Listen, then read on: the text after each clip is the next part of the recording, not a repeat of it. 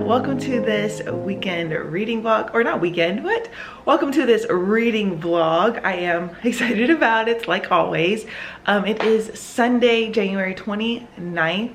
I had the weekend off, which was nice. It's called my golden weekend. I had a 28-hour call on Thursday, the weekend off, but tomorrow I have another 28-hour shift. Sad times. But yes, yesterday I just spent it relaxing, reading. I was reading Anna Karenina. I caught up a little bit in that. Hello.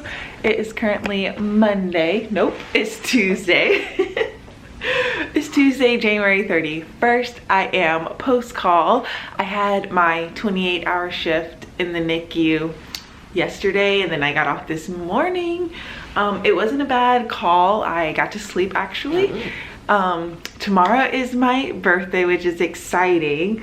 So I have some packages from family that I thought I would unbox with you guys. I may not keep all of it in, but I'm just super excited, and I want to open them today while I like have time. I can just chill and relax. Tomorrow I have work, and then I'm going to dinner and drinks with some friends for my birthday, which I'm excited about. But the very first thing is this, which is not a birthday present. This is from Bonfire. Books and Lala had some merch come out just for her members. Okay, so she made this mood reader little logo, and I bought from her, like, I think I'm actually, am I wearing it? Yeah. I didn't know what I was wearing. Yeah, I'm actually wearing her Literally Dead book club shirt today. And it's so comfy. Like, this is one of the softest t-shirts. But I wanted it in pink, and I just thought it was too cute, and I knew I would regret if I didn't buy it. So what packages should we do? Okay, I think first let's do this because I obviously already know what it is. So my dad just asked me for what I wanted for my birthday, and I was like, well, I have like an Amazon wish list that I like make for my family, and I just like put things on there. And my dad went a little crazy and like bought me a bunch of things, I think, from my wish list, which is so sweet. But this, since I already know what it is, I figured I'd open it. I'm so excited. It's this little lamp that I saw on TikTok. Oh my gosh, this thing is so tiny. This is so small. It comes with a little light bulb though. This is the lamp. It is very tiny. Very, now I'm thinking maybe up there instead. This is so much smaller than I thought it would be. I think they have bigger sizes, but I just thought it looked it's so weird and unique and I just really liked how it looked. Do this. Yay! I don't think my dad did any notes. Oh wait, did he? Let's see. Yeah, it's for my dad. He did. Which are scrubs. I just think it's so funny. When you become an adult, these are the things that make you happy. But yes, I needed some new scrubs. Okay, so I got these in like these almost look like denim, which would be cute to put like all kinds of shirts with them. These are so soft, and my favorite kind are like the little joggers. And then this is the top. This is the top. I have to try this on, but this is the top, and I always tuck in my scrubs. This is like, it's very soft material. I'll definitely link this down below. I don't know what this is. Next we have another box.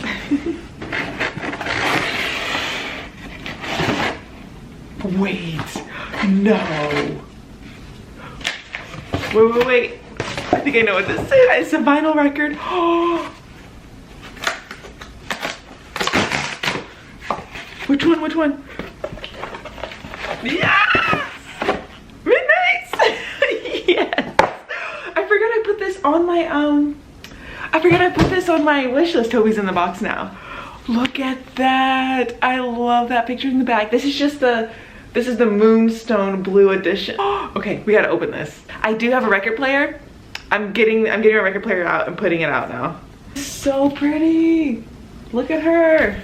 Okay, we got a little book of beautiful pictures and the lyrics. Oh, I love that. And that's the picture on the back. Oh, that is a really pretty picture. And the Midnight's album obviously is incredible. Look at that. Oh, I don't want to take it all the way. This is like so pretty. I can't. This is the last package from my dad. I'm just gonna go ahead and open them all. I don't know what this is. Yes, I was hoping I would get this. Seems really silly, but it's a blanket. Oh yes, this is so soft, but this is so cute. And I just thought it would match my whole apartment aesthetic. This is so soft, I love it. Toby, what are you doing?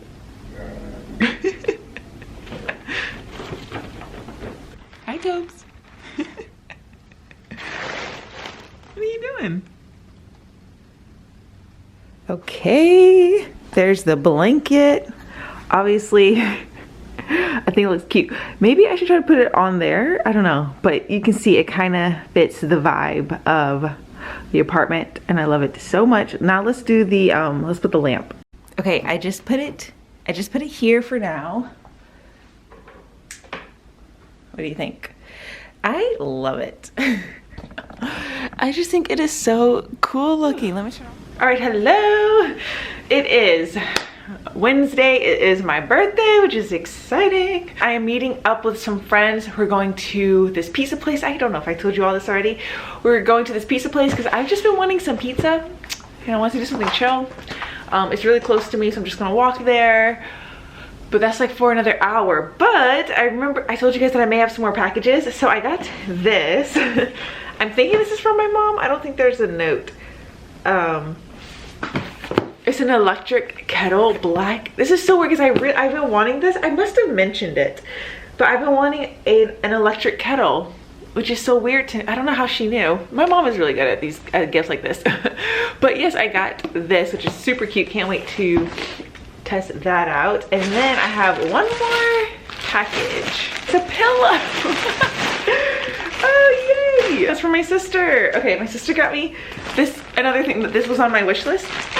Okay, so I got this circular pillow here, which is so cute. I got this to put actually right on this chair. I thought it would look really cute.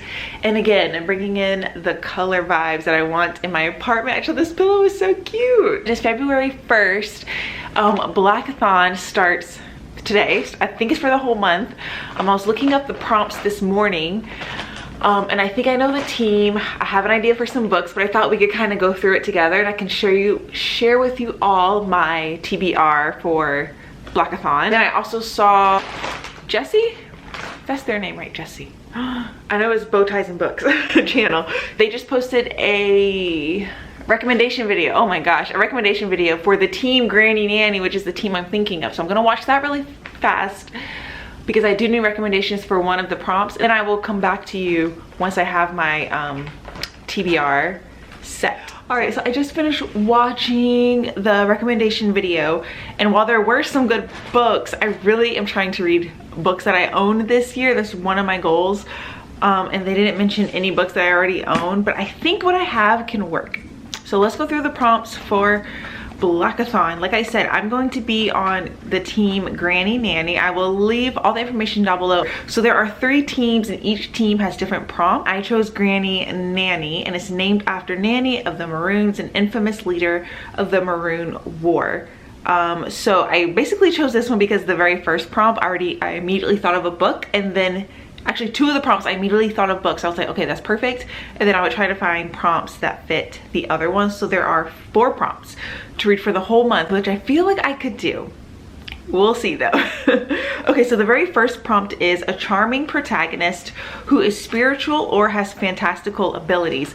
So I thought for this one, the book that immediately came to mind that I already own is House of Hunger by Alexis Henderson. I'm pretty sure she has, I know it's like a fantasy because it's like she's a blood maid. But we're just gonna say yes. A lot of these, of course, I don't know because I haven't read them if they actually put the prompts, but I feel like this is going to work for fantastical abilities. Right. The second prompt is a protagonist who is mixed race and or an immigrant. So this one was hard because I don't think I have any books with mixed people who are mixed race, which is kind of strange. But this one, I'm thinking maybe she is. I really want to read this book. This is Post Traumatic by Chantal V. Johnson. This is a contemporary fiction, and the main character is a Black Latina woman. I don't know her ethnicity like specifically. I tried to look it up to see if she like actually is mixed race or if she is just like a Black Latina woman. So we're just gonna do it because I feel like that's like an intersectionality of being Black and Latina, so I'm gonna say that works. So this is following a lawyer at a psychiatric hospital, and she's dealing with her own trauma, and I really love this cover. This was a new release last year, and I've been meaning to get to another short one, and you all know I love my books about sad people in New York City, so I can't wait to read this one. The next one is a book set in Jamaica or on an island. This one, I immediately thought of this book, which I already had on my shelves. This is Bookish by Leon Ross, and this takes place on an island, and it's inspired by her time in Jamaica. Because I was looking this up too, this author is mixed race, half Jamaican, half Scottish, and she did spend a lot of her time in Jamaica growing up. But this one is like a fantasy, and it takes place over the course of one day, and everyone on this island has some sort of magical ability, which is like my favorite thing, following people. I do like following kids with powers, but like people with special abilities, I can't wait. I've heard so many incredible things about this. This book is actually called something else in the UK. I'll put the picture here. I think it's called This One Sky Day. Is beautiful. So you may have seen this version of it. And then the last one, this is one that I immediately thought of a book that would fit a prompt, which is a book centering a tight-knit group of friends or unlikely allies, and that would be The World We Make by N.K. Jemisin. This book is the second one in the, I don't know what the series is called, but the first one was called The City We Became, which I absolutely loved. And I started this last year because I was so excited about the new release, but I just didn't get around to finishing it. So I definitely want to finish this book this year. And this readathon is giving me the perfect opportunity. This one, you're following an unlikely group of friends who come together, and they are embodying the various boroughs of New York City, and they have to come together to fight off a villain. It is so much fun. It's so good. So much social commentary. So we have that one there. Okay, I feel like this is a pretty good stack, right? 4 great books by all Black female authors. So I cannot wait to start. I think, okay, I'm debating between these two of what I want to start with. I think I'm going to start with House of Hunger because I have been in the mood for a horror book. I've been wanting to pick up a horror. So I think we're going to start with this one. We'll catch you all once I start reading that book. About to go meet my friends now for some delicious pizza and some drinks. I'm excited.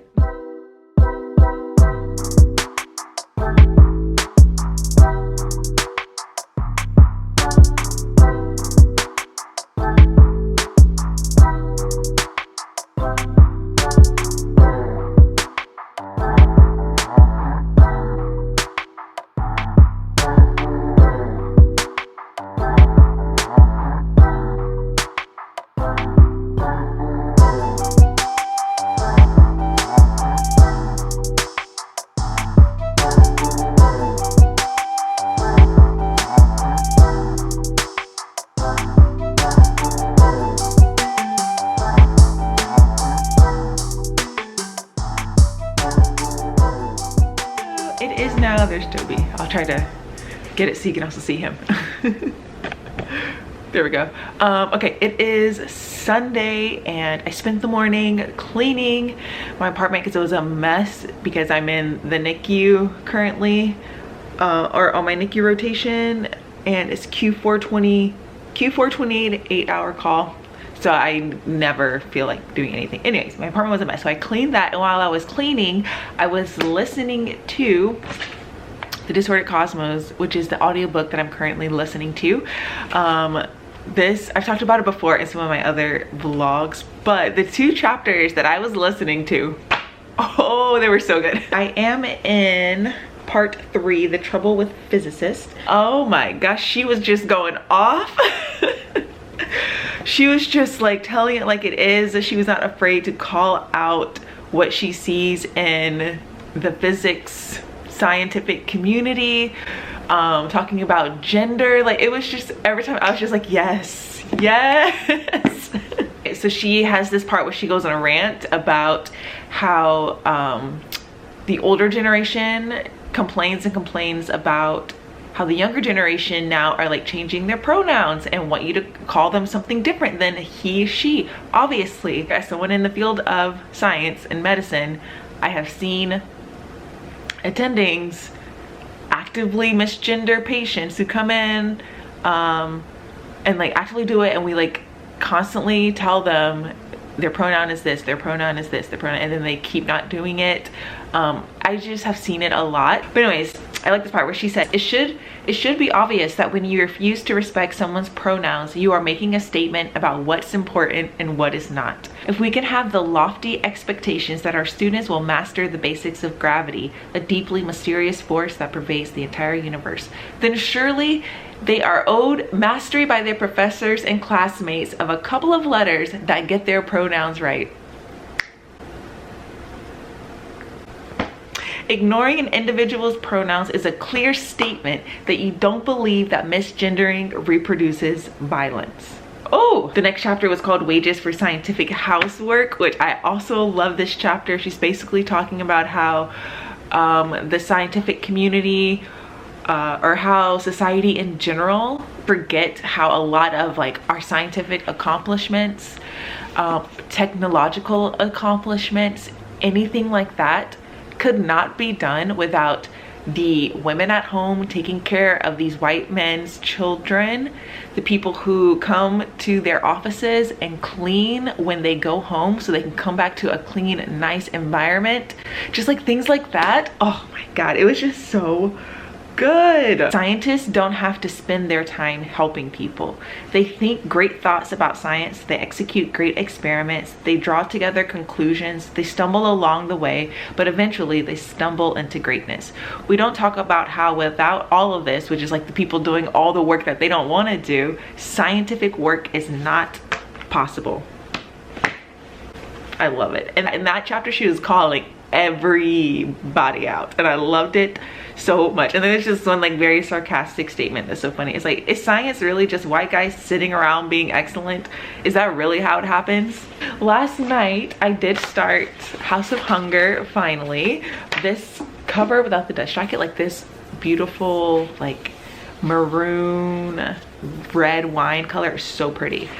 So I got almost 50 pages in and I am enjoying it. I'm enjoying it a lot. So you're following Marion, who is this young girl. I think she's 20 years old, and in this world she's like, there's like the north and the south and they're split, and she lives in the slums. She is like doing anything she can to make money, and then she sees this advert to be a blood maid, which is something that which is like this job in this world where you can go to the north and be a blood maid for people and basically give them your blood because they think it's like has curing abilities, makes them younger, things like that. But if you're a blood maid, you get paid a lot of money, you live in luxury. And so she decides to take up this advert and try to become a blood maid. And the part I'm on, she's like on her way to the north because obviously she becomes a blood maid. Yeah, I'm really liking it a lot. It's interesting.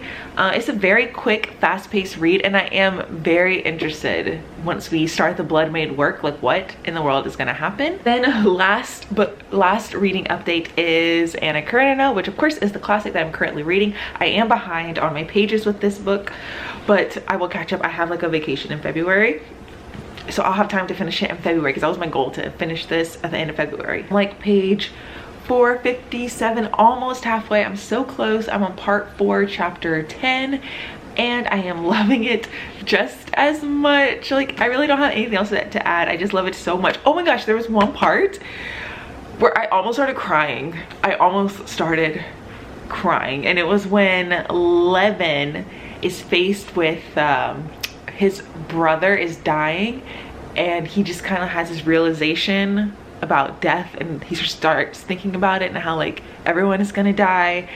And it was just so heartbreaking because him and his brother are like, know that the brother is dying, and they're like talking to each other but not mentioning it, and it was just so heartbreaking. I almost cried. It was done so beautifully. Having a good time with my books. It is beautiful and sunny outside, which is a rare thing that happens during the winters in Chicago. It's like 40 degrees, which is warm for winter, considering the other day I woke up and it said it was 3 degrees outside. I almost started crying then too. But yeah, I think I want to go for a walk down by the lake, just because I really want to take advantage of this beautiful weather.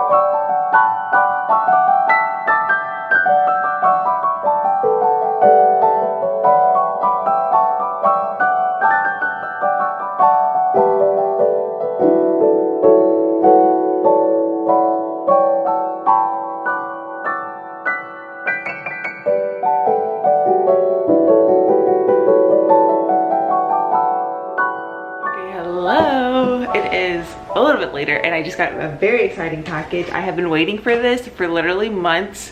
It was a pre-order, and it's from this company called Book Babe Designs. She has so much cute bookish things, but since she like designs it all herself and does it all like out of her house, she doesn't have very big like a lot of releases, I should say. I've gotten like a couple shirts from her and like a mug, and her stuff is always so freaking cute. So last year she did this pre-order box. I forgot what she called this. I don't know. I'll see when I open it. But it was some big box that you can get, and it was a theme. I think she did like no, I would say folklore. It kind of reminds me of folklore, but of cottagecore theme. That's what I was looking for. Woo! But yes, her stuff is so cute. I'm so excited. I thought I would unbox this with you because obviously it's like a bookish themed things, and it's cute because it says art but make it bookish. Look at that, like a beautiful box. You can kind of see the style of her artwork there, and I like her stuff because it's not like based off specific books. Which a lot of like really cute bookish things are based off books that I don't read, so but they are really cute. Anyways, so let's do, like I said, this was a pre-order, so you can't get this anymore. I think she may have extras of stuff in her shop later, but definitely follow her on Instagram. I'll link her down below. She's having some really cute stuff coming out soon. She's been like promoting it, but let us see. Okay, so this is what it looks like in the inside. So this is what it looks like. You can see the theme is kind of like mushroom. This is so cute. Just the first thing, we got a cute little pen, which is so cute. And it says Bookish Soul on it. Got a little iron-on patch here in this cute little bag. Look at that. And it says Bookish Mail, and it's like a little postage stamp. I get a lot. I'm just gonna have to find something to put this on. That's very pretty. We got this planner pad, which I love stationery, to do top priorities, can wait until tomorrow, and then notes. This is so cute, and it's like that green color, which is like one of my favorite colors. So many freaking pages. I'm definitely going to be using this a lot, because even though I have my weekly planner and I plan all out in there, sometimes I like to make even more to-do lists. Like, this is how I tackle a day. I just make a long to-do list. Okay, that's really cute. Okay, this got a little bit damaged, but that's okay. It's this really gorgeous bookmark with the mushroom and books. This is so pretty with gold foil. How gorgeous is that? I really love that. That is so pretty. Love that. And then we got this sticker. It's like a wooden sticker that says spread love, read books. This is really pretty too. I mean, everything is gorgeous. Look at that. Okay, and then this is a little headband, which I don't really wear headbands, but I think this would be nifty maybe when I do my skincare. Okay, and then we got another bookmark. This is just a plain, like, regular kind of paper bookmark. Here got the t-shirt, which I love her t-shirts. They are so cute, and it's in that gorgeous green color. Okay, it says readers only club with the moon and the mushrooms, a book, and it says spread love, read books. Like, this is just so cute. I got it in a small because the last time I got her shirts, I got them in a medium, and they were it was definitely a little oversized, but I feel like this will still be a little oversized in the small. So I definitely recommend like getting your true to size if you don't want it like super big. And it didn't shrink in the wash at all. It's from Comfort Colors. It's very soft. I really love this. That is going to be worn a lot. Okay, and then we got a print on a like canvas style, really pretty. This is what she painted with the mushroom and the books. So this is very pretty. I think this would be so pretty in an actual like library.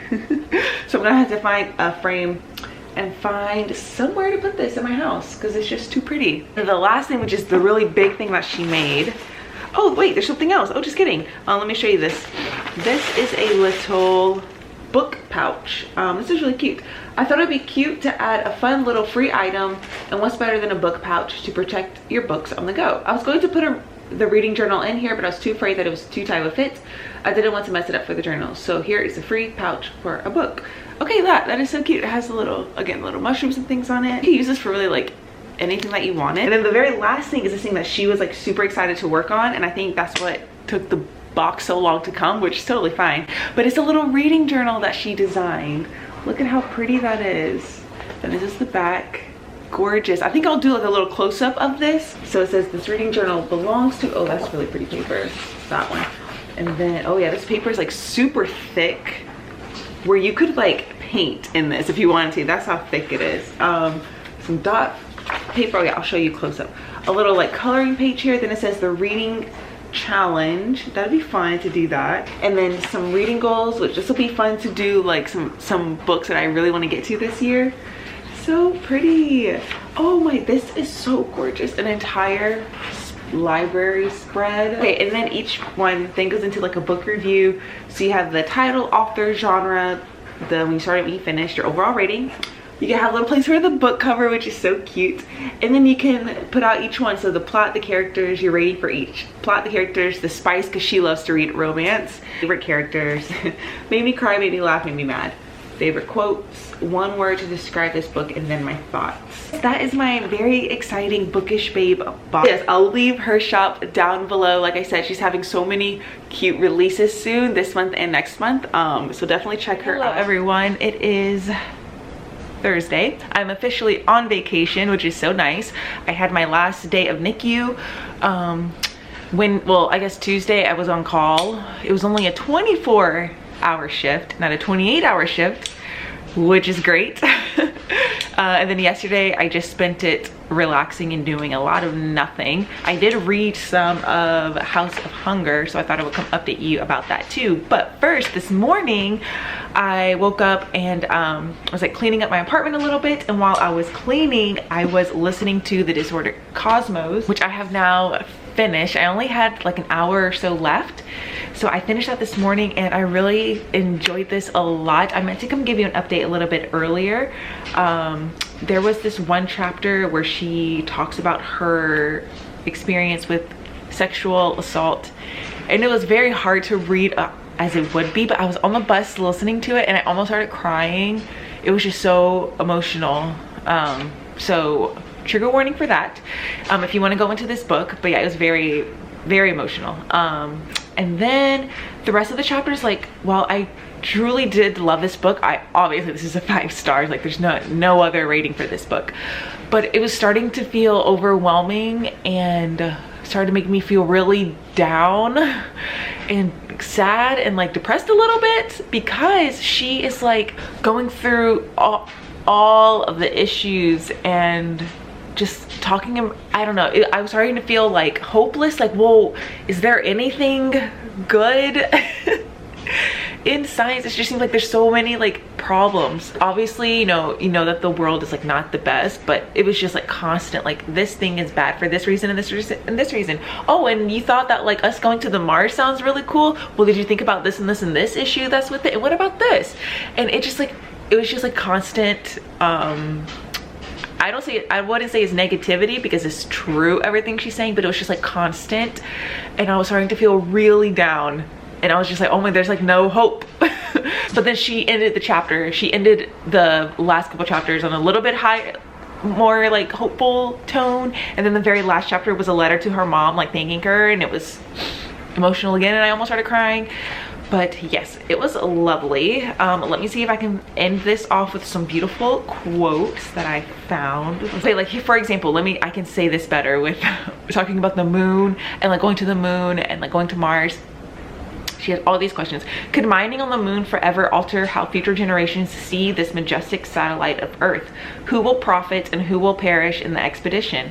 Will such missions ultimately exacerbate inequalities that exist on Earth? Will missions to Mars make life on Earth worse?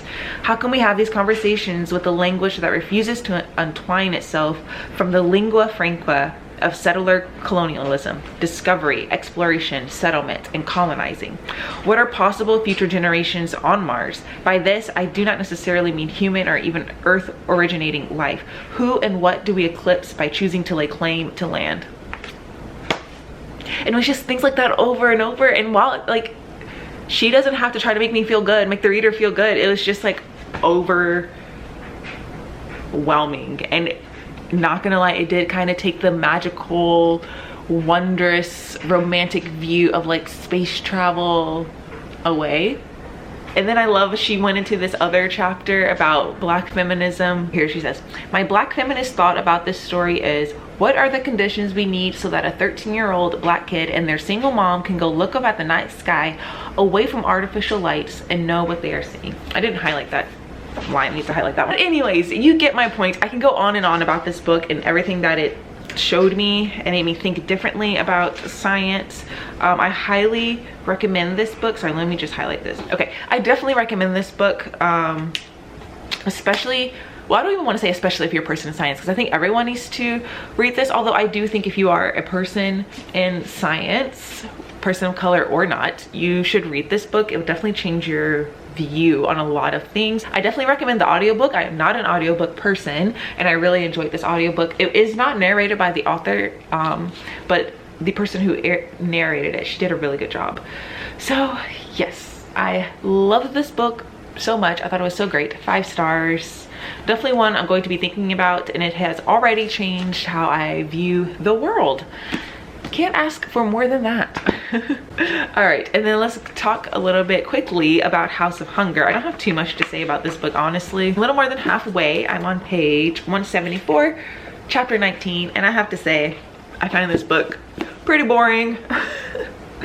I don't know, I was initially intrigued when Marion, who's our main character, she's like goes up to the north and she's like seeing how the blood maids are, like how everything is done, and she's like getting dressed and she's kind of learning about the high society, which I really liked. But now I just find it kind of boring. I don't really understand the point of this, which is exactly how I felt about her other book, or The Witching. I found the main character pretty boring, although I find Marion a little bit more interesting than the character here. I was like, what is the point of this book? I don't really get it. I found it boring, even though like things are happening. I'll give it that. I just didn't really care for it. So I think this author is just not for me. I think her writing and me just do not click. But I am, because I'm so close. Like I thought about DNFing this book, but I'm gonna finish it because it's a quick read. I'm just gonna go ahead and finish it. Maybe something exciting will happen at the end. I don't know. I have like almost 100 pages left, so I will be finishing this today as well, and I will give you all my final thoughts, and then we can end out this vlog. All right, hello, it is a bit later now, but I have since finished House of Hunger, and I did not enjoy it. I have to say, I found it pretty boring, pretty predictable. Yeah, I think I give it a 2 out of 5 stars. I think this author is just not for me. I think next time she comes out with a book, I will wait and, I don't know, maybe buy the paperback or get the e-version, or maybe not even read it. I just don't think her writing style is for me. I felt the exact same way I felt with her other book, that it was just boring and the characters weren't too complex. Yeah, so unfortunately this was only 2 out of 5 stars. But yes, I thought I would just come and quickly wrap it all up. I don't really have anything to say about it.